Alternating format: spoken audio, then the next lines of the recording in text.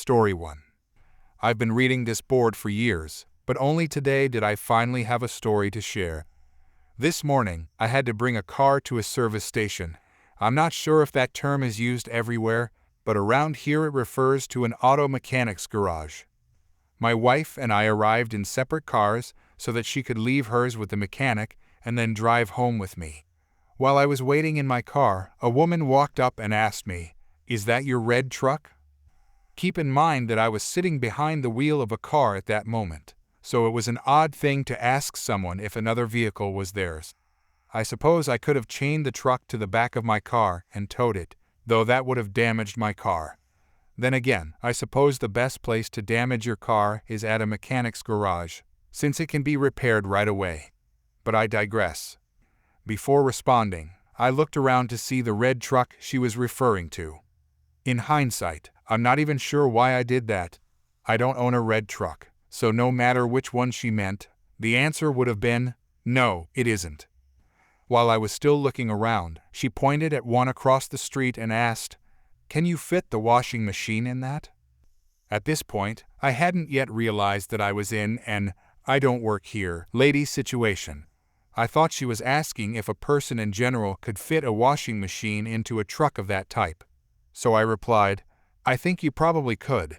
The bed looks large enough. That one's kind of full at the moment, though." It was filled with scrap metal, so I added, "You might want to ask inside. I'm really not truck savvy. I'm just waiting for my wife." The woman then asked, "Well, can you have someone go pick up that washing machine, then?" She pointed to one sitting on the side of the road 2 houses away. That's when it finally clicked what she was mistakenly thinking. She thought I worked at the station and was going around collecting scrap metal in a truck, even though I was in a car. So I responded, "Oh, that's not my truck, sorry." She quickly came back with, "So have someone else drive it. What's the problem?" Up until this moment, the conversation had been pleasant. She had a friendly tone, and my responses were just as friendly. But her, "What's the problem?" had the unmistakable tone of entitlement, so I decided to switch to a more sarcastic approach. "The problem," I replied, "is that you are pointing to a red truck. I am driving a silver Elantra.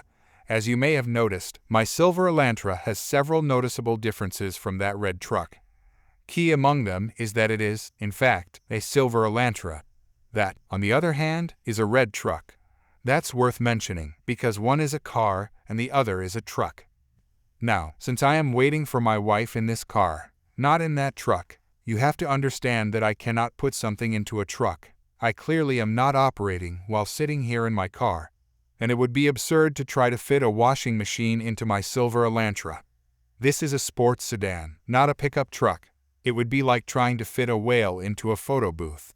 Plus, there'd be no room left for my wife, who is small, but would still be impacted by the additional presence of a washing machine." Then I smiled very sweetly. Her brow furrowed, and I could tell I had annoyed her. "Oh well, don't mistake me for staff next time." With a frustrated attitude, she said, "I obviously don't mean for you to put the washing machine in this car.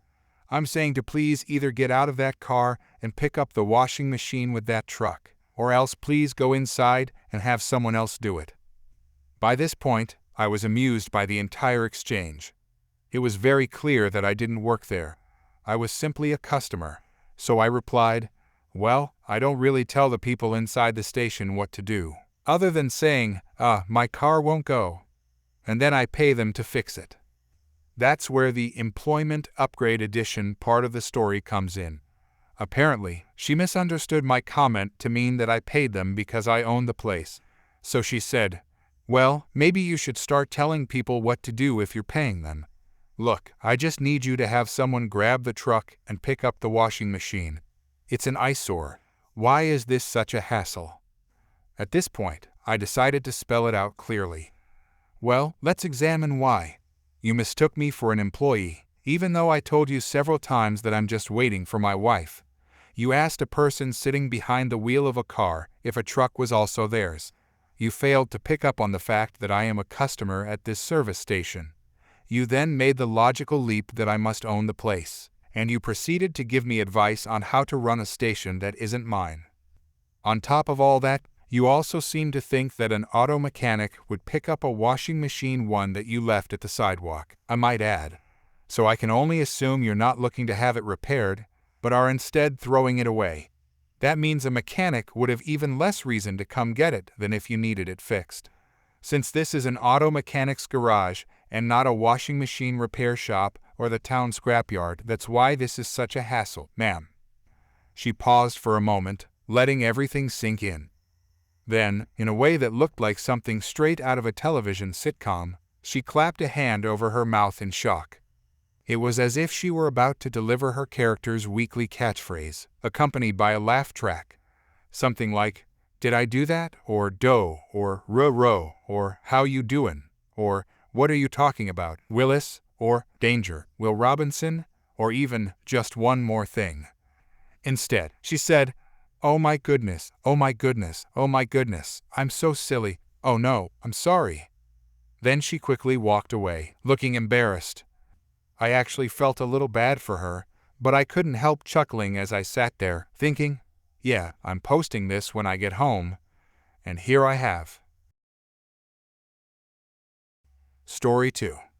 So, about 4 years ago, me and my classmates, back when we were teens, got into a card game called Magic: The Gathering. It's like Pokemon, if that helps. I had a pretty big collection, and also adopted my dad's collection, which was really valuable. During the vacation, me and my friend went to a Magic: The Gathering playing club. So now, the entitled kid comes in. The day went as usual. I played with my new-made friends and chilled out. I left to go to the toilet. But when I came back, I noticed a kid, about 9 years old, looking over my card binder. I went up and asked, "Hi, are you looking at my cards?" "Yes, I like Magic: The Gathering." "Cool, would you like to play with us?" I was pretty chill, even though the kid looked suspicious. "I don't fully know the rules, but yes," the kid explained. "We will teach you them, don't worry." So the rest of the day went normally, but the next day, I noticed the kid's mom coming up to me. "Hi, my son told me about your big card game collection." "Yes, that's true." He seemed really interested. "Actually, could you give it to him? He's young, and you are a teenager." I was 15 at the time. "Sorry, ma'am. The collection is worth a lot, and I really like to play Magic: The Gathering. It is entertaining. I'm still a child. Besides, many adults play the game." "Come on, it's not like you need them. These are just some worthless cards." "Again, they are worth a bunch." "Okay, I understand." I thought that at this point she might give up, but here we go. "I will give you $150. It's all I have right now." "I'm sorry, the cards aren't for sale, no matter how much you would offer to pay. One card, the Gia's Cradle, is worth about $700. At this point, the entitled mother didn't believe a word I said. She started shouting, "$700 for a piece of printed paper. Don't fool me." I was getting frustrated. "I have to go home. It's getting late. If you want, I could recommend what cards to buy for your son. They are cheap." Keep in mind the Gia's Cradle is worth a lot because it's extremely old and rare, out of print. I thought this was it. But the day after, when I was playing with my deck, the entitled kid showed up. I thought nothing of it and continued playing. But then I noticed my binder, containing the most expensive and valuable cards, was gone. I asked my friends if they have seen it, and one person told me that they noticed a young kid carrying it out of the room. I immediately ran to the door and hoped to find the entitled kid. I noticed him, on the other side of the door, talking to the entitled mother. I saw her put the binder into her purse. I confronted them and asked if they could return the binder. "Are you talking about the little Pokemon cards I bought for my son?" "No, ma'am, the Magic: The Gathering cards you asked me about yesterday. I saw your son taking it and you putting it into your purse. These are the cards I bought for his birthday 1 week ago." At this point, I had enough of it. "Could you please show me your purse?" Surprisingly, she showed me her purse, and I quickly grabbed the binder, making sure that all cards were there. I started running back home, really mixed up about what just happened. After some time, I heard a loud shriek coming back from the road. "Help! This boy stole my boy's toy cards." I just came home and explained everything to my parents. The next day, someone knocked on my door. My father opened it and noticed the entitled mother, the entitled kid, and a police officer. Yes, a police officer standing outside. "Hello, sir. I heard your son took this child's cards. Is that right?" After hearing this, I came right to the door with the cards. I interrupted. "Hello, officer. No, I haven't taken these cards. In fact, these are my cards, and the boy took them from me when I was with my friends. You can ask them. They will tell you the very same thing. I need more proof." "Well, this kid doesn't know anything about Magic the Gathering, so how about you ask us what the cards' names are?" The cards had a name and an artwork. He covered the name and asked us about the names. The kid didn't know any names, of course he didn't, and the officer gave the binder back to me. I thanked him. He apologized and my father closed the door. I didn't want to know what happened to them. I assumed they learned their lesson not to steal other people's things. I noticed them walking somewhere from time to time and avoided them like a swarm of wasps. Story 3. Picture this. Yours truly was with his dad. He didn't really play into the situation, and his stepmom, she's the one who ended up mixed into it. We went towards the building I like to call Sky Voyeur, home to different types of planes and the history behind them as well. It was the location for a charity gala for a non-profit organization I like to call Buddy O, which is dedicated to pairing volunteers with other non-profit organizations in need of physical help. Their theme was Compassion Soars High, don't want to give away part of, you know what? Well, the party was in full swing. People were mingling, appetizers were rolling around, and drinks were flowing.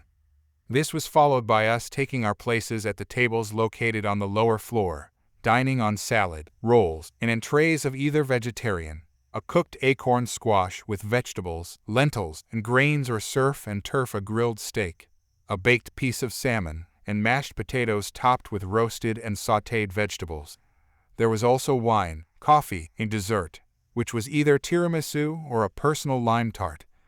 There was a drag chartreuse performer epic in her way who almost got me verklempt over a song from the musical The Wiz that was sung by the Good Witch before the emotional finale song, Home. There was also a special talk from a priest, new works in a way, and the MC getting us cheering, among other things. But I have to digress, as you were probably about to start asking, where's that incident? Hold your boots, friend, before you get upset, because the incident actually happened after all of this. Now, try to picture what I was wearing. The event had a cocktail attire request. I decided to simply wear my freshly ironed white button-down long-sleeve shirt with a black cardon tie, neatly pressed dress pants, and already shined black leather loafers. This is where it becomes a little relevant. After meeting with the performer and getting a picture, I went with my parents so they could find the bathrooms.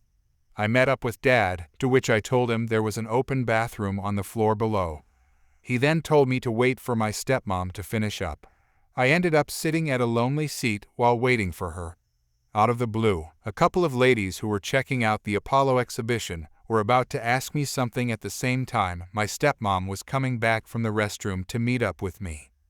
They rather quickly asked if I knew anything about the exhibit itself. That's when I quickly and pointedly said to them, "Sorry, I don't work here. I'm just waiting for my stepmom." They saw her, and the wholehearted can of confetti spilled out, with me laughing with my eyes closed as the chit-chat flowed.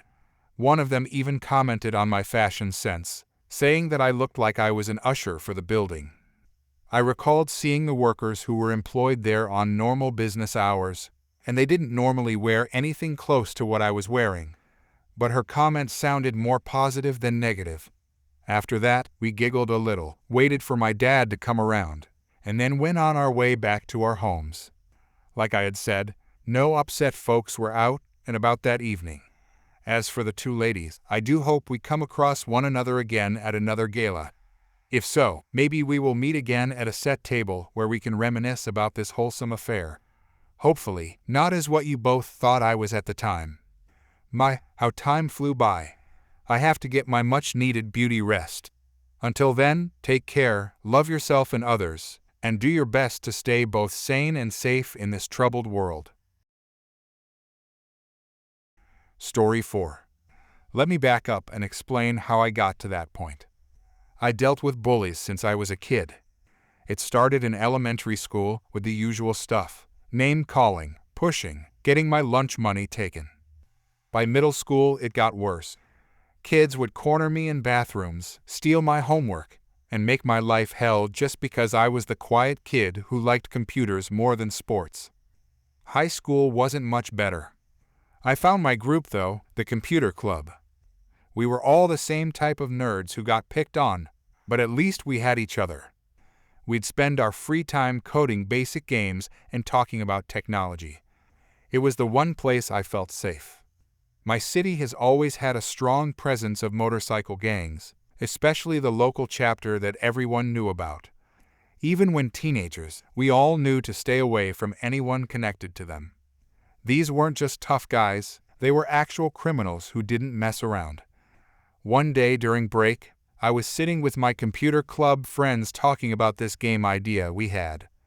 It was nothing serious, just some fantasy thing where you fight different enemies. We were getting excited about the coding challenges and discussing different character types. That's when this guy from my class walked over. He was one of those kids who was always high or looking for his next fix. Everyone knew he was bad news, but he usually left us alone. He asked us what we were talking about, and I told him it was just a game we were making, nothing interesting.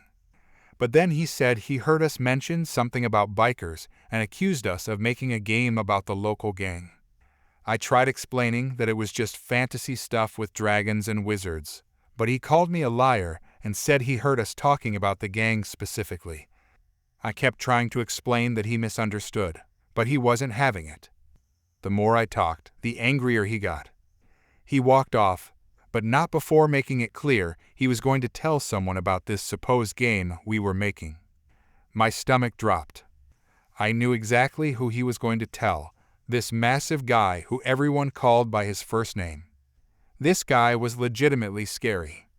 He stood over 6.5 feet tall and had to weigh at least 350 pounds. He appeared exactly like one of those giant wrestlers you see on TV, except he was actually dangerous. Word around school was that he was connected to the local motorcycle gang, had been arrested multiple times, and dealt drugs. At only 16, he appeared like he could be 25. I spent the rest of the day hoping my classmate would just forget about it, but I knew better. Sure enough, after school, while I was walking to my computer programming course, I saw him approaching. Just seeing him walking toward me made my heart race. This wasn't going to be a conversation. I could tell by the way he was moving. When he got close enough, he didn't say a word. He just shoved me hard. I've been in 2 car accidents in my life, and this push felt almost violent. I went flying backward and crashed into one of my friends who was walking behind me. The impact was so hard that I felt my nose crack, and my friend cried out in pain when my head slammed into his neck. I was on the ground, blood streaming from my nose, when he spoke. He told me to call the police if I wasn't a coward. Then he started walking away, moving quickly. He probably thought he was being clever, challenging me like that. Most kids at our school would never actually call the police, no matter what happened. But here's the thing, I was tired of being pushed around. I'd spent years being bullied, and this was the worst it had ever gotten. My friend was holding his neck in pain, I was bleeding, and this guy thought he could just walk away after assaulting us. The school principal saw the whole thing. He immediately suspended the guy, which never happened at our school. Usually, they'd just give people detention or make them write an essay. But seeing a student get physically assaulted like that, especially by someone that much bigger, seemed to shock even the administration. My friend and I went straight to the police station that afternoon. I was nervous about making a report, but the officer who took our statement was really helpful. He explained everything clearly and took photos of my broken nose and my friend's injuries. The officer told us something important. He said that once we filed the report, we shouldn't let anyone pressure us into dropping it because they took assault seriously, especially when it involved someone with a criminal history. That's when I learned this guy was already on probation for other crimes. The assault charge was going to be a big problem for him. A few weeks later, I found out they were forming a special jury for his case, which apparently was unusual for our area. The whole process moved surprisingly quickly. I told my friend I couldn't believe they were actually taking this seriously. He said maybe they were tired of letting the guy get away with stuff. The trial was nerve-wracking, but I told the truth about what happened. My friend testified about his injuries, and the principal testified about what he witnessed. The evidence was pretty clear. When the verdict came back, he was sentenced to several years in prison. This guy, who had seemed so untouchable, so scary, was actually going to face real problems for once. For the remaining 2 years I spent at that school, I never saw him again. The bullying didn't completely stop, but word got around pretty quickly about what happened when you messed with me. Other students realized that the quiet computer kid wasn't helpless. The best part was running into my old classmate who had started the whole thing. He tried to act tough at first, but when I reminded him that his friend was in prison partly because of what he did, he suddenly became a lot more respectful. He told me he didn't know the big guy was going to actually hurt us. I told him that maybe next time he should mind his own business instead of spreading lies. He never bothered me again after that. He literally asked for it when he told me to call the police. So I did exactly what he suggested. Story 5. Quick background. I was hired as an inspector, which was an hourly job. Overtime pay and overtime was common, but involved management to approve. Management needed to approve as there were many inspectors on standby, and if they could just have another inspector continue at the start of the next shift, they wouldn't need to pay overtime, which was fair. Overtime decisions were made by team leader, supervisor, scheduler, or project manager. Story. I was working at a client's site. It was around 2:50 p.m. when the client walked on the floor and asked for the progress. I let him know that I am done with 95% of the work, and the remaining 5% should be completed the next day. He then asks me if I could complete the remaining 5% today by staying overtime. I let him know that I could, and that it actually needs approval. Now this guy was from the same country as I was from, and we got along well. He says I have his approval, and if any of the supervisors, project manager, or anyone needs to hear it from him, he can let them know that I have approval. I say thank you, and he walks away. This client facility is huge, and the area I was working at had bad cell phone reception. I tried calling, texting the other management that I was doing overtime. One text goes through to a supervisor who doesn't reply back, but I knew he would be cool with it. I couldn't walk out of the facility or to a different area as one. Walking out means I need to check out of security and walk about 7-8 minutes to get there, and then go back inside checking into the security and walk back 7-8 minutes. 2. Walking to a different area kind of meant abandoning my post, which was frowned upon by the client and reported to my management, so was taking untimely breaks. 3. Me being a team leader myself, had the authority to make that decision. Me being the only person on site doing that job also meant I was acting supervisor. So I decided to complete the job, which took me 25 minutes of overtime. This was Friday. On Monday, I was scheduled to go to a different client alongside the supervisor whom I had texted. Supervisor came from a different site and joined me a few hours later. Couple of hours into the shift, when my hours were processed and I sent the end of the project email with all the reports and hours billed, I started getting nasty grams from my project manager as to who approved the overtime and who did I contact and all. This is in the same email chain as the end of the project report to the customer. Project manager removed the customer from the email chain before sending me those nasty grams. My supervisor, who is setting up this stuff, sees that I am uneasy and kind of scared as the project manager was angry at me and looking into what was going on. In the email chain, I explained that I had verbal approval from the client. Project manager: verbal approval is like toilet paper, it gets flushed down the drain, plus some stuff that basically says we can't trust the client and that I should get written approval, if not before, at least afterwards, as soon as possible. Cue malicious compliance.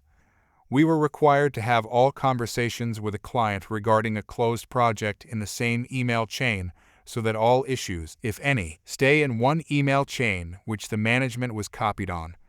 Since this happened on Friday at the end of shift, technically Monday was as soon as possible per the request. So I added the client back to the email chain and asked him to kindly send a written approval for the 25 minutes of overtime he requested. Oh, and yes, I made sure I added the client replying back to the email from my project manager where he said the toilet paper line.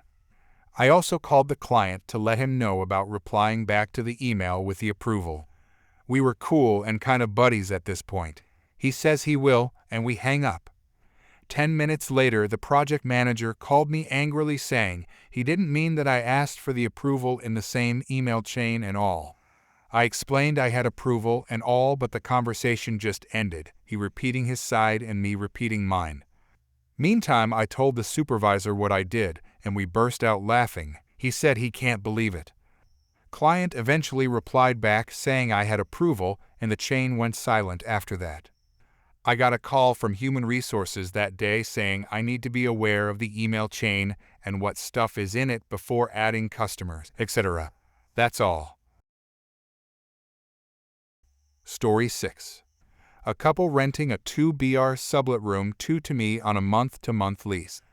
I mentioned in the interview that I had done legal work in a housing clinic. This is important later. Started off great. Didn't talk to them much, just worked. Came home and loafed in my room. Literally used the living room once. Cleaned all dishes immediately after use. I am confident that I am a model tenant. All my prior roommates say so. This kind of confidence proves very useful when it turns out you are living with gaslighting nutbags. They slowly started losing it about every little thing. I forgot to flush the toilet once, and they threw this in my face in every argument for the rest of my tenancy. Watched Walking Dead with my brother, like 6-8 p.m. at reasonable volume. They lost it about noise and advance notice for guests, despite no prior discussion of notice. They accused me of stealing their frozen goods. One time, I cooked an entire meal, while my girlfriend was in the living room watching a movie with her shoulders hiked up so high they might have been earrings. I ignored it, until I had to take my meal and leave, and couldn't remember whether the light had been on when I entered. I already knew I was screwed. I guessed that it had been off, so I turned it back off. She charged at me screaming, "Excuse me." I literally hid behind my bowl of spaghetti marinara. We locked eyes in silence as she huffed and puffed like a tapatio pooper. "You want the lights on?" "Yes." I flick it back on and leave in silence. These complaints were all accompanied with F-bombs and personal attacks like, "I honestly expected more integrity from a lawyer working at _____" or "can't fix stupid," and always assumed bad faith on my part. Disputes us only ever communicating over text, even when I asked for verbal discussion as a more human medium. It was clear to me that undiagnosed mental struggles were at play. I'd guess narcissism for him, anxiety disorder for her. I'd always try to lower the decibel, to find something I could accept responsibility for even when there wasn't anything, but emphasize that I'd really appreciate more manners, and that roommate situations can really just fly off the handle and suck for everyone if people aren't careful about how they communicate. So can you please find a more constructive way to communicate, such as Zeiss, etc. I know this from experience. Again, housing clinic. The last time, I explained that they clearly struggle with confrontation, whereas I live and work in it. And this is going to be worse for them than me if we flip the switch they are trying to flip. Nothing doing. Finally, one day, my bestie came over. To be nice, we watched TV shows, but in my room. Quietly, with the laptop's native speakers. We fell asleep accidentally around 11 p.m. on a Friday. The next day we got a dim sum. Dropped off leftovers on the counter, didn't refrigerate it to avoid dehydrating it. Came back to a note saying, "This has been sitting out for 3 hours." I ignored it, grabbed the food, and headed out to go camping. Got a slough of texts saying that we had made raucous noise the night before and dropping F-bombs. Property manager told me they'd complain to her, but that she didn't care. It's a Friday. Finally, I put my foot down a little more firmly and said something like, "I never agreed to guest stuff. We made no noise, and I don't take orders from you. I have civil discussions. Let me know if you are available for one of those." Came back to an eviction notice on my door. Waves of "what the heck" washed over me. These jerks were so out of control that they waltzed as backwards into my literal court. The switch flips. I start finding constant, humiliating, and unfixable complaints to raise with them. The girlfriend had long hair. I found it in the microwave. I sent a pic to the group chat. Refrigerator, sent to the group chat. Toothbrush area, group chat. I said that this is freaking unsanitary and disgusting and a liability for landlords, and she needs to find a 1BR somewhere if she can't stop living like a pig. I honestly don't care, and she has zero control over her hair. But well, welcome to getting harassed with unreasonable nonsense. In fact, they point this out, and I walk all over it. They try to have someone over to look at my room. I wait until the visitor arrives to announce my right to 48 HRS notice. They stop spending any time outside their room at all. I start spending lots of time in the common area, cooking stinky fish and using the living room. They cut off my internet, which did throw me, until I realized I still had access to my old co-op's Xfinity wireless. Manager at this point lets slip that they've been going through subtenants like burner phones for the last 5 years. Finally, the last day of the eviction notice arrives, after several days of reminder texts from them. They come home to find a thoughtful letter explaining that our town passed a just cause eviction requirement 4 months ago. True, can't write this crap, and they don't have one, so I am going no place. Moreover, the new law attaches treble damages and criminal liability for violations, also true, and I am going to give them the big black diddly. I heard the boyfriend laugh out loud through the wall at flute pitch. At this point they stopped texting me at all, as the reality sunk in that they'd spent a month sending me buckets of jury porn like complete morons. I got a voice message from a mediator who told me 3x in one call that they above all did not want me to sue them. Deleted it. Then, I kid you not, they literally moved out of the house, stopped living there, and throughout all this, I've effectively compartmentalized this whole area of my life and am happily overachieving at my job, having planned all this out at the beginning of the month. Eventually my fellowship ended and I left of my own volition. Got a full deposit too. I never did sue because who has time for that, but I was happy to let the specter of a suit haunt those anxious sadists for years. To quote Cartman, "Don't screw with me."